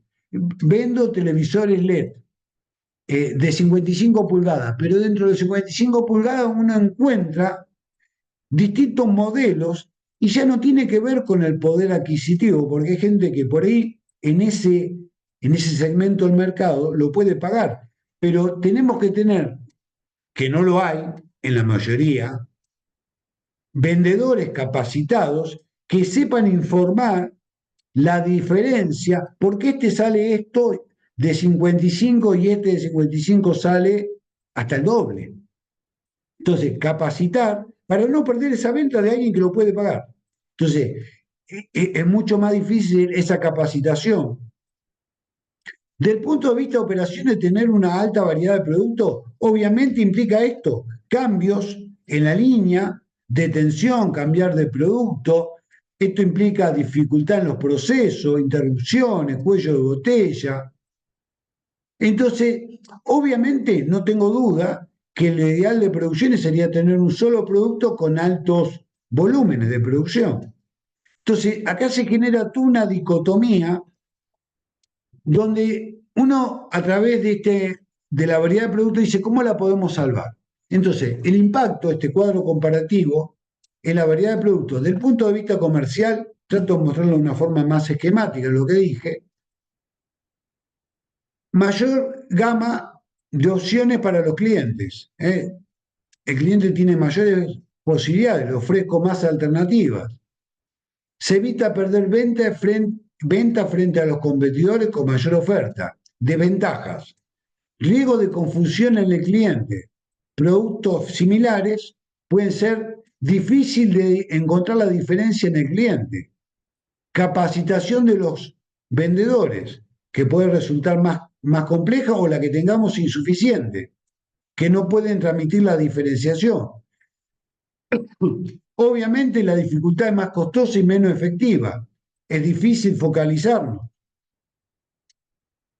Y, obviamente, por último, que puede generar un efecto inverso. No solo que las ventas no se incrementen, sino que pueden verse reducidas. Desde el punto de vista de operaciones, las desventajas son mucho más obvias.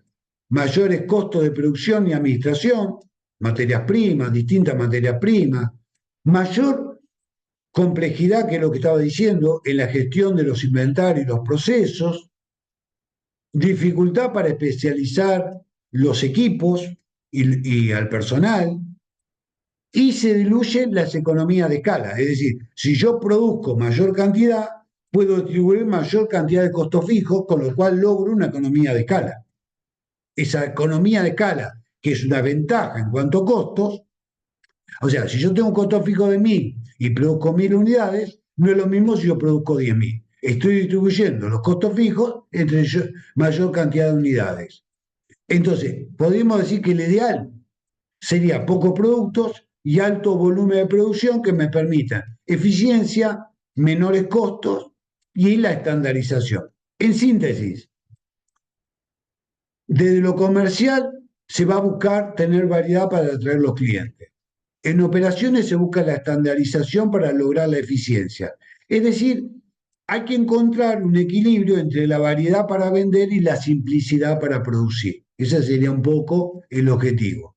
Es decir, si nosotros tenemos en cuenta que a medida que van creciendo el número de productos, seguramente la oportunidad de venta crezca. Pero podemos ver en el cuadro que va a haber un momento que va a empezar a declinar por los fundamentos que dimos. Los costos unitarios, a medida que yo comience a incrementar el número de productos, como pierdo por la ventaja que dimos, vamos a empezar a incrementar estos costos unitarios.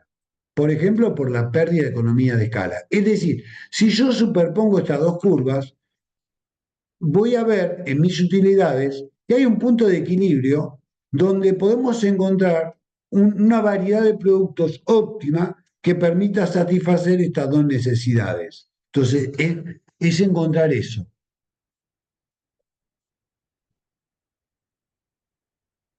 Muchas veces había una tendencia, cuando se lanzaban productos, buscar que los productos cubrieran sus costos variables, o sea, que tuvieran una contribución marginal positiva, pero sin llegar a cubrir sus costos fijos. Muchas veces el error de este procedimiento era darle la oportunidad a ese producto que se desarrolle en el mercado, pero se corría el riesgo, o se corre el riesgo, de que esos productos permanezcan dentro de la organización sin cubrir el total de los costos. Entonces, los productos deben desde el principio cubrir la totalidad de los costos. Entonces, como solución a este dilema es que aparece el diseño modular. Este diseño modular hace posible tener una variedad de productos relativamente alta al mismo tiempo que se pueda lograr con una variedad de componentes baja. Entonces, la idea fundamental es desarrollar una serie de componentes básicos para los productos o módulos que permitan, partiendo de ellos, ir acomodándolos para obtener una gran diversidad de productos. Es decir, el diseño modular en producción es un concepto clave para explicar cómo las empresas logran ofrecer variedad de productos sin perder eficiencia. Entonces, el diseño modular como solución a la variedad de productos, vamos a decir, como concepto, que el diseño modular consiste en dividir un producto en módulos o componentes estandarizados que puedan combinarse de distintas maneras. Esto permite reducir la complejidad de producción, mantener bajos costos y lograr la eficiencia en la producción. La ventaja frente a la variedad tradicional, la variedad sin esta modularidad, Cada producto es distinto e implica un nuevo proceso, más costos, más inventario. Mientras que la variedad con modularidad son los mismos módulos que se usan en distintos productos, es decir, más eficiencia, más personalización. Para dar un ejemplo didáctico, la industria automotriz tiene un modelo estandarizado, un auto, donde lo puede ofrecer con 3 tipos de motorización, 2 tipos de transmisión, automática y manual, 2 tipos de chasis, 2 tipos de interior, tapizado de cuero, tapizado de tela, y distintos accesorios tecnológicos, con pantalla, sin pantalla. Es decir, esto hace que básicamente para producir está produciendo el mismo auto sobre la misma plataforma. Ahora, si le coloco un motor u otro de tantos centímetros cúbicos, no está generando un producto nuevo. Entonces, pero el cliente va a percibir una variedad de autos personalizados, pero la empresa va a producirlos con un bajo costo y una alta eficiencia. Fíjense en un ejemplo mucho más simple, pero que por ahí permite mejor cuantificar. Por ejemplo, imaginemos una notebook, donde puedo ofrecer 14, 15 y 7 pulgadas la pantalla, o teléfonos, memoria de 8, 16, 32 RAM, Samsung 26, el Plus, el Ultra Plus, pero básicamente el componente son los mismos. Lo que puede ir cambiando es la dimensión de la pantalla, puede cambiar, la tecnología no cambia, la forma de producirlo es la misma. Lo que puedo cambiar es el módulo de almacenamiento, que tenga una memoria de 200, de 500 o 1 tera, mismo tamaño. Los módulos pueden ser en distintos colores. Si yo veo acá, fíjese que por cada opción tengo 3 alternativas, es decir, que estoy teniendo 12 alternativas, que combinándolas, haciendo la combinatoria de estos 12 módulos, en definitiva, de un mismo producto tengo 81 productos distintos a través de estas combinaciones. Acá estoy viendo lo que es el diseño modular. O sea, el diseño modular busca resolver el conflicto entre lo comercial, que quiere variedad, y operaciones, que quiere eficiencia. Entonces, permite personalización masiva de productos adaptados a distintos clientes, pero fabricados con proceso eficiente. Entonces, la frase final que quise dejar para esta clase, que el diseño modular es como un juego de Legos. Con pocos módulos estándar podemos armar muchísimos productos diferentes sin complicar la producción ni disparar los costos. Entonces, tenemos el diseño modular. Con esta pieza de Legos, con modularidad, podemos armar distintas piezas, pero siempre estoy fabricando los mismos módulos, que los puedo ir armando distintos. Puedo en viviendas, esto que se ha puesto en los últimos años muy en auge, con los containers, ir combinándolos a través de módulos y ofrecer desde casas para vivienda o para oficinas distintas opciones. En los muebles, combinando estos módulos, ir obteniendo distintos tipos de muebles, pero para producción siguen siendo distintos módulos que al combinarlos nos ofrecen productos distintos. Entonces rompo con esta dicotomía. No se vayan, yo acá voy a dar por finalizada la clase de hoy y voy a cortar con la grabación.